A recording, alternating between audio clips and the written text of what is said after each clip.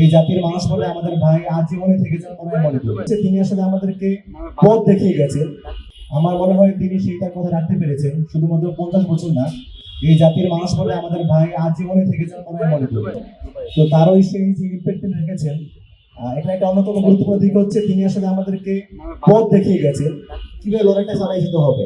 যে আজাদের লড়াই আমরা মনে প্রাণ ধারণ করি, সবসময় বলি আমরা যে ভারতীয় আধিপত্যবাদের বিরুদ্ধে আমাদের লড়াই, সেই লড়াইটা আমরা কিভাবে করবো সেই পথ আমাদের ভাই আমাদের দেখিয়ে গিয়েছেন। আমাদের ভাই আমাদেরকে দেখিয়ে গিয়েছেন জাতির মুক্তির জন্য আমাদেরকে হইতে হবে দক্ষ, আমাদেরকে স্কিল অর্জন করতে হবে। এক্সট্রিম মশার কয়েল প্ল্যান্ট ফাইবার দিয়ে তৈরি, ডেঙ্গু চিকুনগুনিয়া বাহি সহ যে কোনো মশার বিরুদ্ধে দেয় এক্সট্রিম সুরক্ষা। ভাই বলতেন যে এখনের যুগ হচ্ছে স্পেশালাইজেশনের যুগ, অর্থাৎ আমি সব বিষয়ে আমি সবকিছু জানবো, এটার যুগ এখন না, আমরা কোনো একটা বিষয়ে দক্ষ হয়ে উঠবো, এই শিক্ষা ভাই আমাদের দিয়ে গিয়েছে।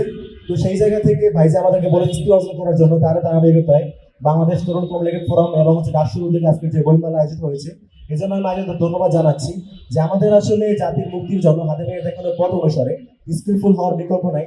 সেই স্কিল অর্জন করার যে ধারাবাহিকতা এবং হচ্ছে ভারতীয় আধিপত্যবাদের বিরুদ্ধে আমাদের যে লড়াই করার তীব্র মানসিকতা, সেই মানসিকতা আজীবন জারি থাকবে, এই আশাবাদ ব্যক্ত রাখি। এবং হচ্ছে আমাদের হাদির ভাইয়ের যে সর্বশেষ ওসিয়ত যে আমি মারা গেলে বিচারটুকু করবেন, সেই বিচারটুকু পাওয়া প্রত্যাশা ব্যক্ত রেখে আমি আমার সবকিছু শেষ করছি।